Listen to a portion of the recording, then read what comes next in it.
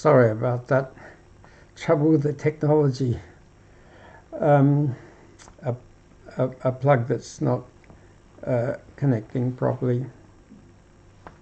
Yeah, so as well as doing dual diagnosis, that is diagnosing and treating the mental illnesses at the same time as treating addiction, I also saw people without appointments. If they wanted an appointment, we gave them an appointment. If they didn't make an appointment, they just came and sat, and as soon as we could, we saw them. And what we found was that 15 minutes when they wanted to be seen and treated, on the day that they wanted to be seen and treated, worked better, did more good than half an hour or three-quarters of an hour when it suited us, but they weren't very motivated. So with seeing everybody who came on the day, with or without an appointment, sometimes 10 people, sometimes 20 people, sometimes 30 people, and doing dual diagnosis, within 17 months, the big clinic with the 8-week waiting list had no waiting list, and they weren't happy about that.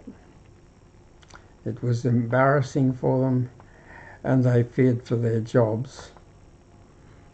So they were the people who decided who could prescribe addictive medicines for addicts, and they just wrote me a letter with no warning, no explanation, just, you're not following our guidelines, you can't prescribe Subutex anymore. By that time, Subutex was the main treatment. Well, of course, I was never going to follow their guidelines. Their success rate was so terrible that I wasn't going to do it that way. But what happened was that people continued to come to me and they said, Subutex is much better than methadone, but methadone plus mental health care is much better than Subutex. So they wanted to continue to come to see me.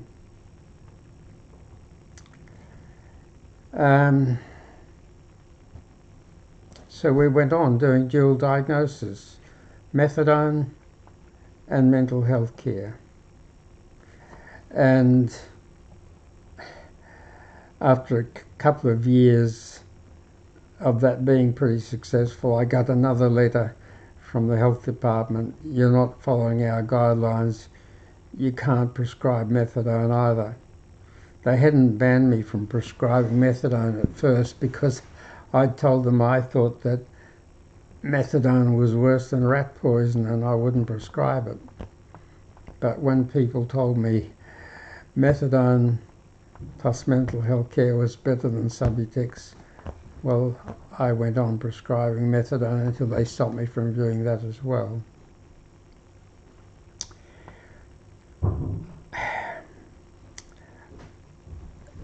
I'd like to talk about what I think are the most important things in your life, in my life, in anybody's life.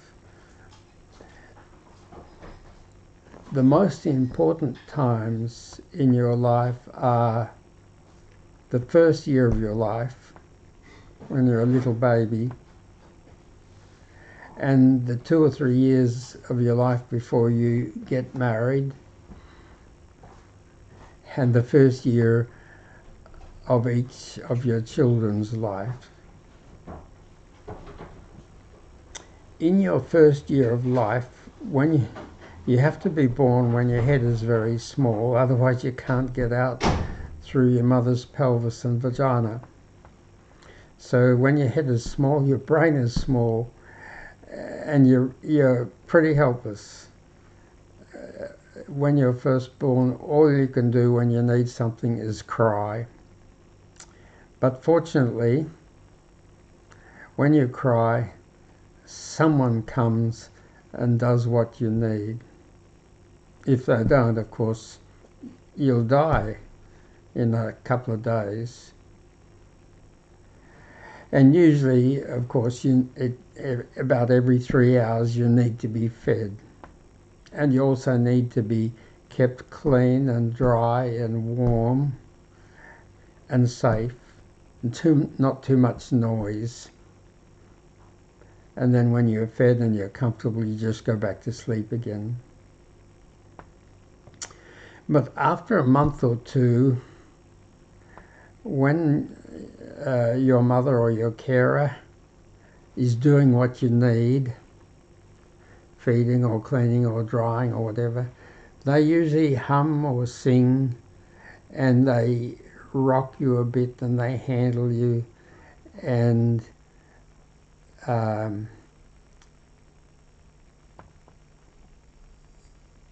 you feel their presence.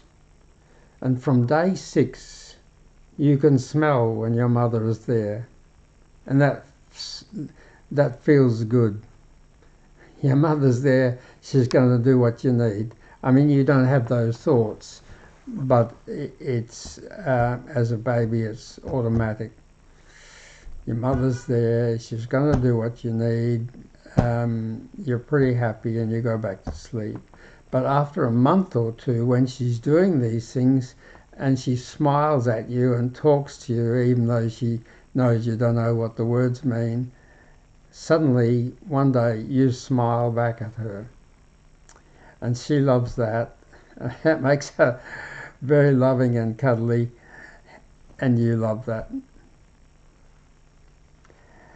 And what is happening then is that the foundations are being laid of 2 of the most important things in your whole life.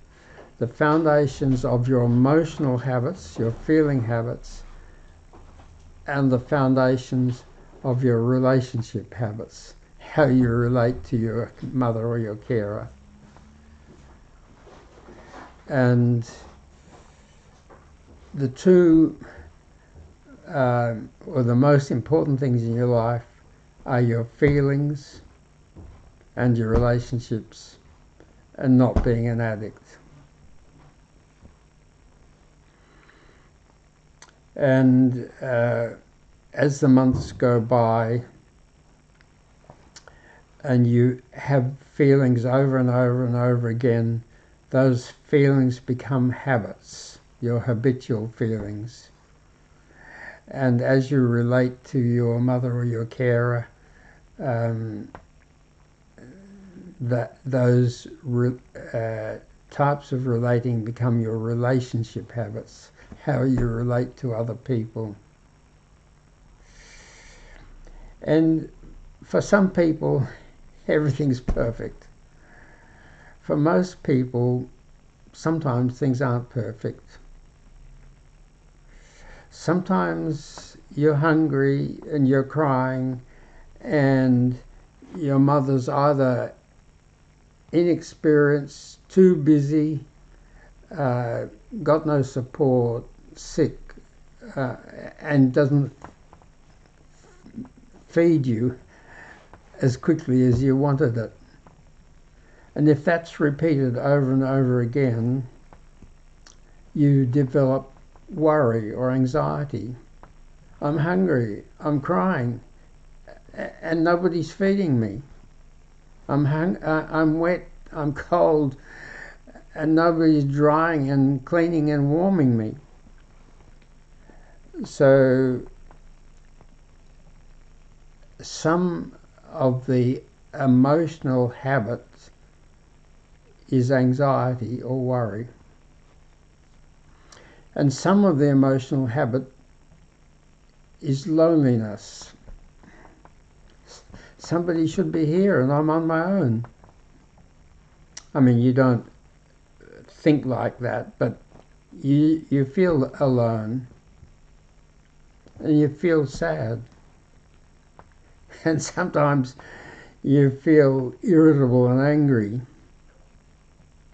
We've all, or probably I have anyway, heard babies angry crying. So sometimes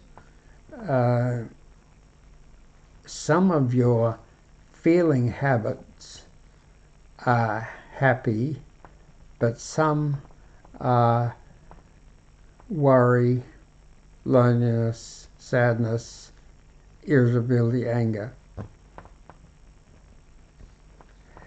And some of your relationship habit is happy, and mum smiled and you smile, but sometimes it's a bit angry or lonely. So that first year of your life, when the foundations of your feeling habits and your relationship habits are being formed, is very, very important. And you won't remember that, because we don't remember anything before our second birthday, or that's usually the case.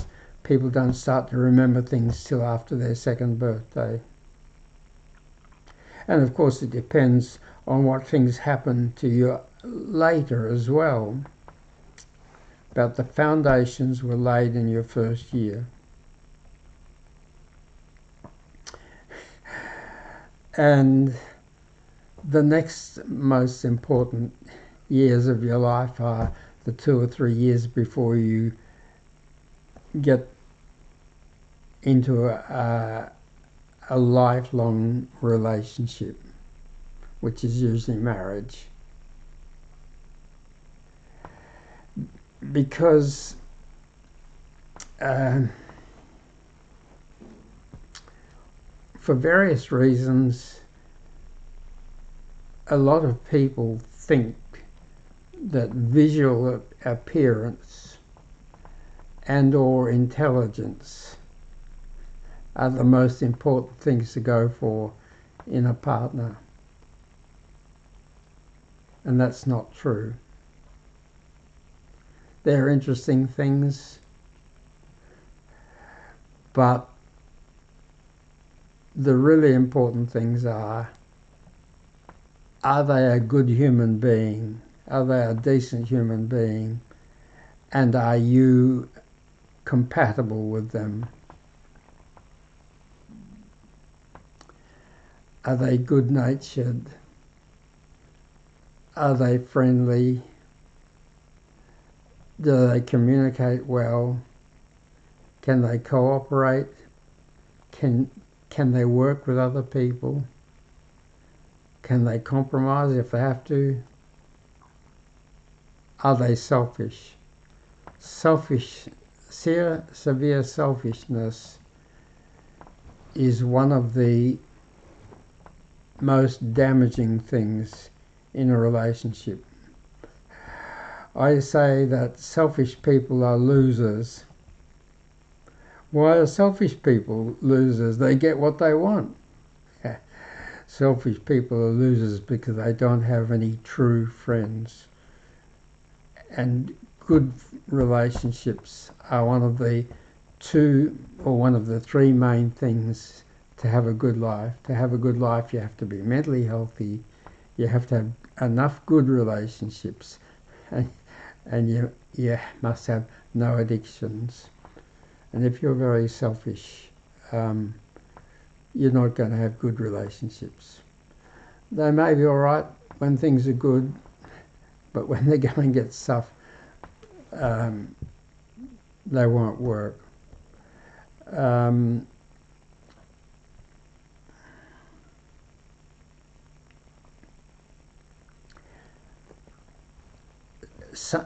Some babies are lucky and everything is fine. Most babies have some things that aren't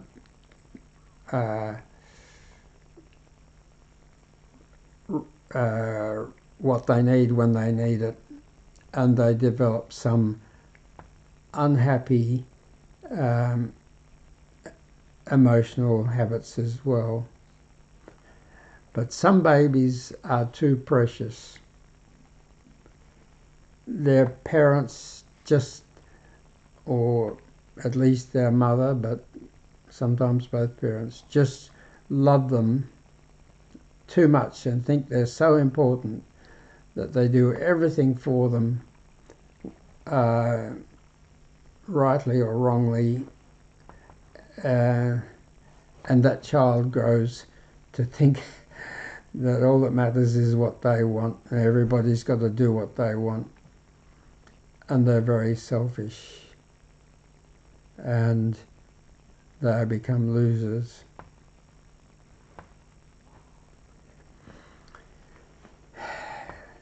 It's very important to learn to assess whether a person is a good human being. But in a way it's pretty simple. You just ask yourself, are they a good human being? And you'll sort of know they are or they aren't. If they've got problems, they're selfish, they're dishonest, they're unreliable, they're angry, whatever, you'll say, are they good human beings? And I'll say, and you'll think, yeah, no, maybe not, maybe not. So practice that. If you think that within the next few years you're going to get married, start to ask yourself about the people you meet, are they a good human being? And secondly, are you compatible with them? Do you value the things that they value? Do you like the things that they like? Do you not like the things that they don't like? Do you have to have anything that they can't tolerate? Do they have to have anything that you can't tolerate? How would the members of your family get on with the members of their family? How do the members of your family get on with one another? And how do the members of their family get on with one another? So,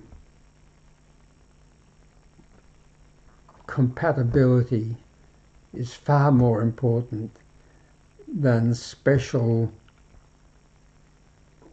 attractions like visual appearance or intelligence or money or cars or sports success or whatever. And then the next most important parts of your life are the first year of your new baby, especially if you're a mother, but also if you're a father. You want to really love and care for that baby and make sure they spend a lot of time smiling, but they also, as they get a bit older, accept some discipline and the fact that you sometimes say no.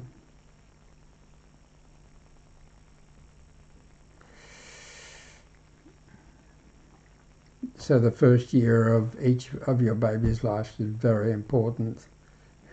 And when you're as old as I am and you've got 5 granddaughters and 5 grandsons, you'll be very happy if they've turned out well, and it can make you very sad if they have serious problems.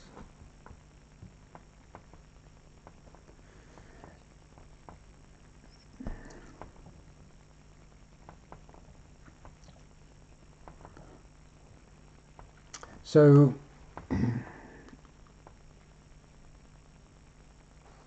what it's very important to realize, for everyone to realize, is that between the time when you're a newborn baby, helpless newborn baby, and the 25 years that you've spent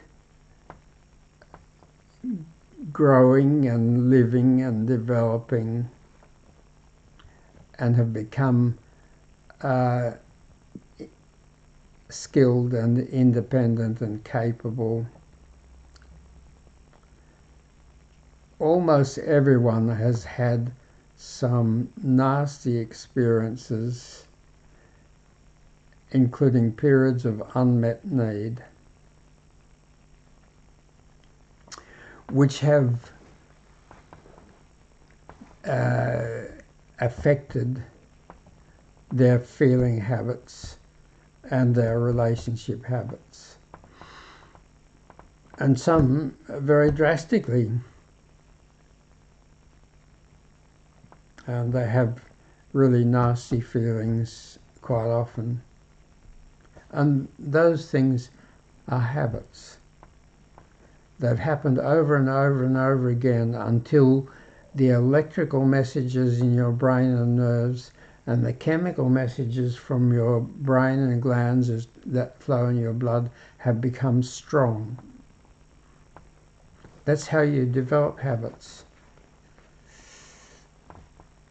60 to 65% of our life is habits. Our brain has so much to do because that little couple of handsfuls controls your whole very complex life. It's so busy, it's got so many things to do that it has to focus on difficult things, on new things, and on changing things. But everything that's routine, that you do over and over and over again, it turns into a habit. And a habit is something you do with hardly any awareness of it, hardly any conscious effort. Don't decide to do it, just do it. You know what I mean. When you learn to drive, every time you've put your foot on the accelerator or brake or turned the steering wheel or changed the gears, you knew what you had to do and you knew you were doing it. But after a few years you could drive 100 miles and not think once about putting your foot on the accelerator or the brake, not feeling once about changing gears or turning the steering wheel. You just do it. And you're talking to your mate in your car or listening to music or doing something else because it's become a habit. So as you grow and live, if you find that some things happen again and again and again that are unhappy feelings, unhappy thoughts, unhappy actions,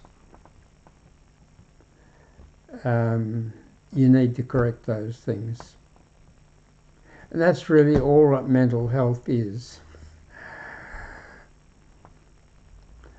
The Bible of the Mental Health Bible, DSM-5, got 500 things that can be wrong with you, but it's basically not very many things. And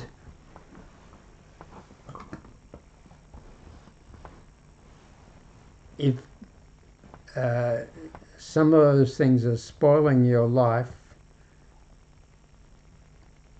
as soon as possible you need to correct them, because the longer they go, the stronger they become as a habit and the more difficult it is to correct them. And problems cause problems. Take the example of the ADD, ADHD heroin addicts. as kids, they had difficulty focusing and concentrating. They were very impulsive, and most of them were very active. A few were underactive, but most were very active. They didn't do well in school. They were often the class clown and always in trouble with the teacher and always failing exams and not doing their homework. So they didn't get a good education.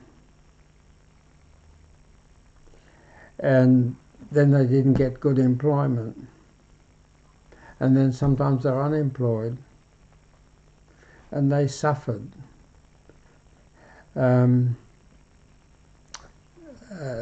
They may have had housing difficulties as well as work difficulties and relationship difficulties. So they ended up getting relief from street drugs, from alcohol or heroin or addictive painkillers or, alcohol. They were heavy smokers. So if you feel that something about your feeling habits or relationship habits is not good, correct it as soon as possible.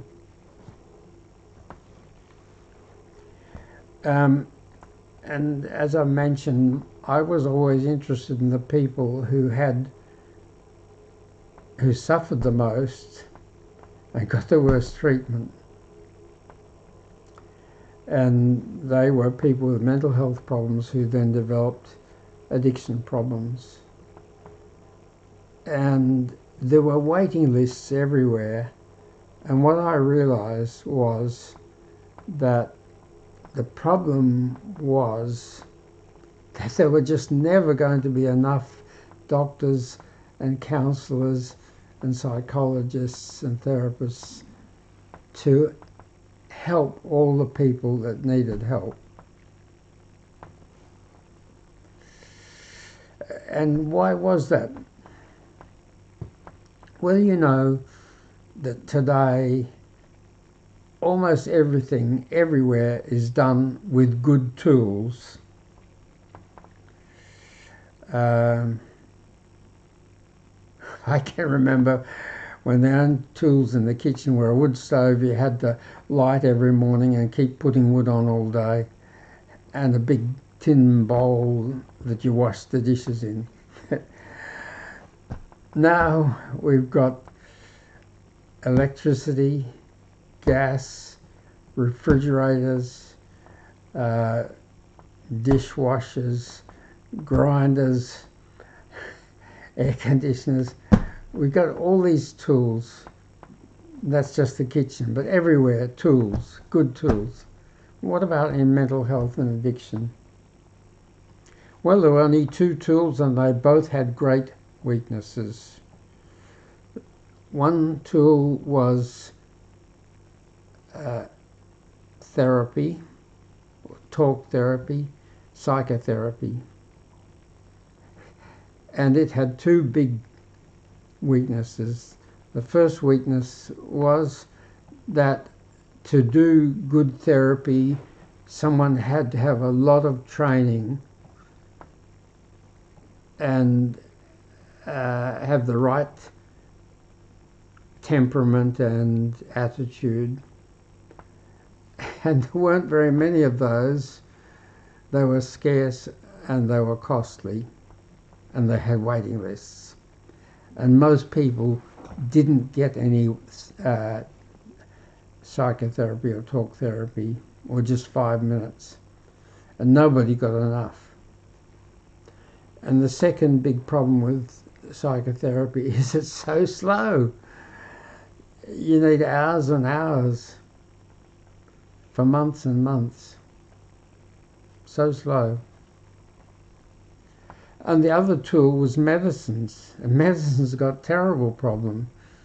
The terrible problem is the conflict of interest between the people who take medicines and the people who make medicines.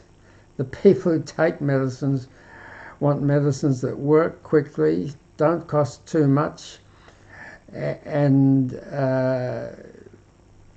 get them better fairly quickly so they don't need to take them anymore. And the people who make medicines want people to take as much medicine as possible for as long as possible, for as high a cost as possible, and preferably never get better and not need them anymore.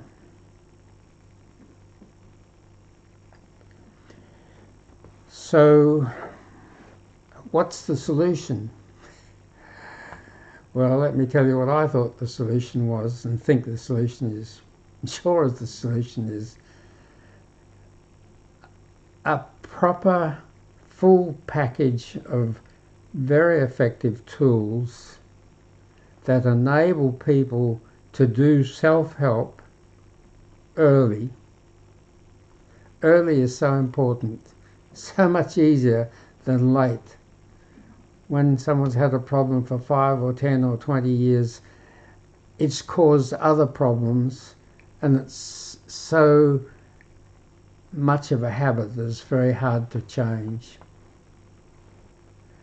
But if people have got tools that they're conversant with and they can use as soon as a problem arises, it's much easier. The cause is usually obvious. It's fairly simple. It hasn't become a multiple problems yet. And yeah, so over a 25-year period, I developed 7 tools, a package of 7 tools. What were they? Well, the first one was videos. Videos are the fastest, easiest, best way to learn about mental health and addiction issues.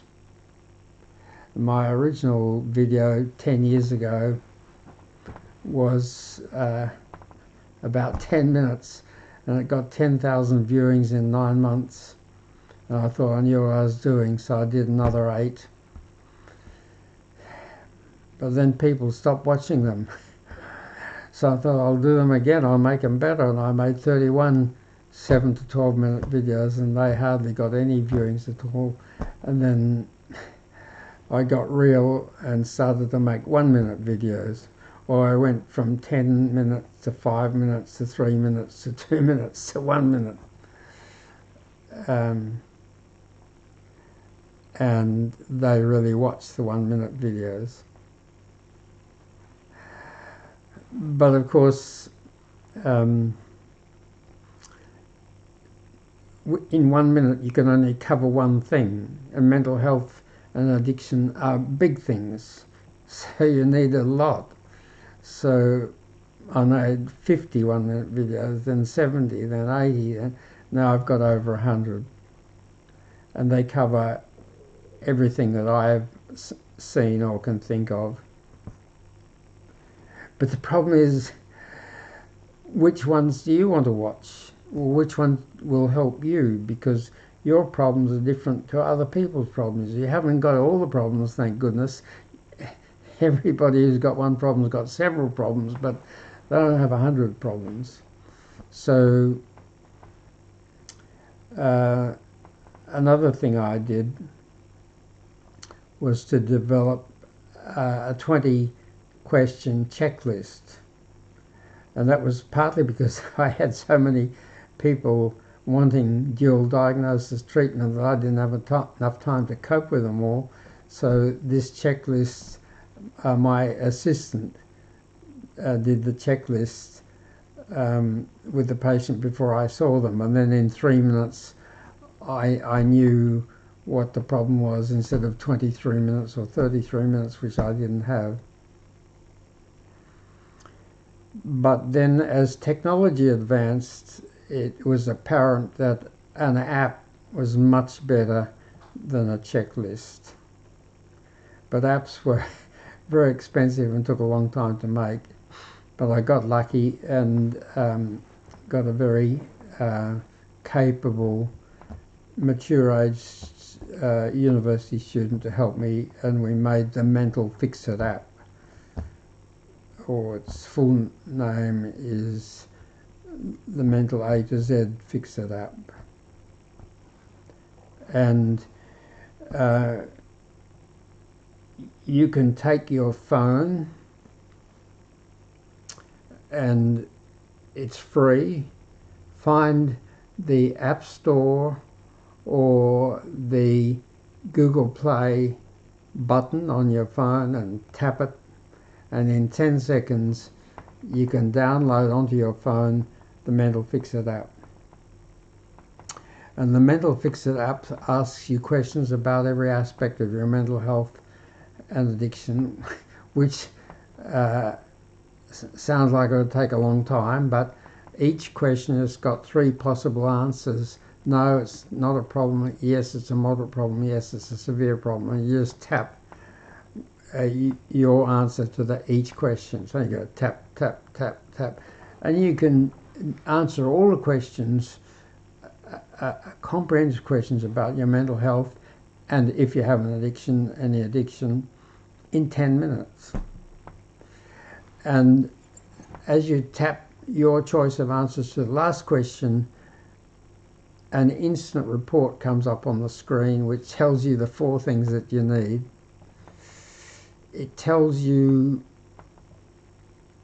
which 6 of the 100 videos will help your particular problems most, and you can watch them immediately.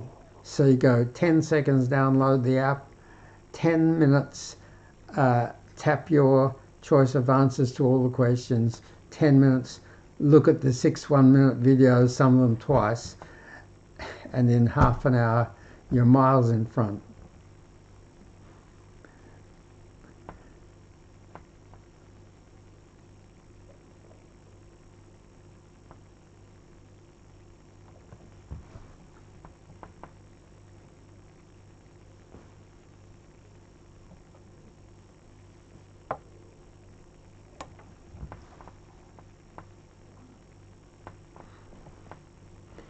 Yeah, so 10 seconds, download the app, 10 minutes, tap your answers to questions, 10 minutes, watch the 6 1-minute videos that will help you most with your particular problems.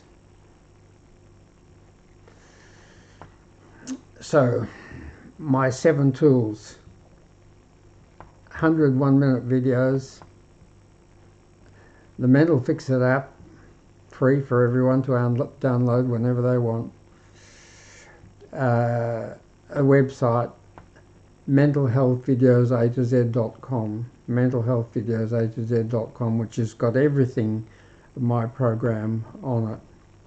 The 4th thing is live stream, which we're doing now, and that's another way, very popular way for people to get information, and I find it a very good way to give information. At present we do it on TikTok, and we've just started to do it on YouTube, and my tech guy this week tells me we're going to be able to do it on 4 or 5 live streams at once: TikTok, YouTube, Instagram, Facebook, and I think something else. I'm not very up with the technology. The 5th tool was powder medicines. When you swallow a tablet or a capsule, it has to go right down your gut and via an indirect route through your liver to get into your bloodstream, and then it goes all around your body to where it's needed. But it takes half an hour to an hour to start to work, and 1 to 2 hours to work strongly. And in that time, you suffer a lot, or you may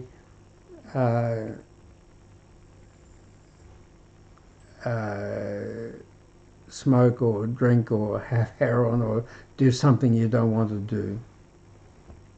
But powder medicine dropped on your tongue and sucked, not swallowed, starts to work in 5 minutes.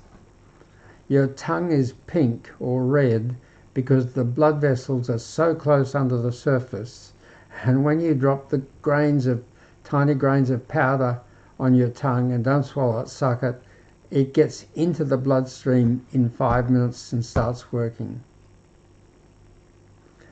And powder medicines have other advantages. If they taste very nice, after a while you do what's called taste conditioning. And what that means is, as soon as you taste the medicine, even before it's absorbed, it starts to work, because your body is so used to getting the taste and then getting the relief or improvement, that it starts to in a sort of in a taste conditioning effect. As soon as you drop the powder on your tongue and it gets your taste buds at the back of your tongue, you start to feel better. And it reaches peak effectiveness in 10 to 15 minutes instead of 1 to 2 hours. So that, and the next tool, the 6th tool, is pocket dispensers. I designed these, the first version didn't work, but this one works, and I had 1,000 made, and you carry it in your pocket, and as soon as you start to feel a distress or a craving, you whiz it out, drop some powder on your tongue, suck it, don't swallow it, and within 5 minutes it's working. So the distresses and the cravings can't get strong, and that makes your life much more comfortable, and it breaks addictions and it breaks habits. Because if you stop a feeling or an activity, a habit, as soon as it starts, that weakens it. And just as with an addictive substance, if you take more and more and more, with a habit, if you do less and less and less, because every time it comes, you quickly stop it, that weakens that habit. Everything that happens as a result of electrical flows in our brain and nerves, and chemical flows from our brain and glands in our bloodstream, and the habits get stronger and stronger and stronger the more they happen. And every time you delay a habit and do a little bit less of it, it gets weaker.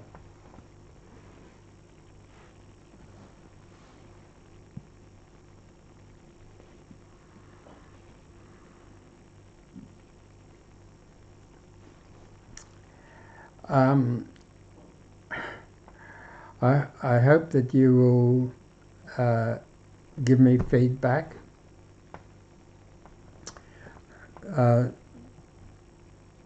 Tell me what wasn't clear. Tell me what's a problem for you that I haven't dealt with. um, ask questions, criticise. If you think that something should be done differently or better, let me know. And I'm sorry, I'm not that good at technology, so after doing this live streaming, I will go through and look at all the new followers, and we've got over 3,000 followers now, I think, and all the likes and all the comments, and try to respond. But I know that sometimes I miss some, and I'm sorry about that.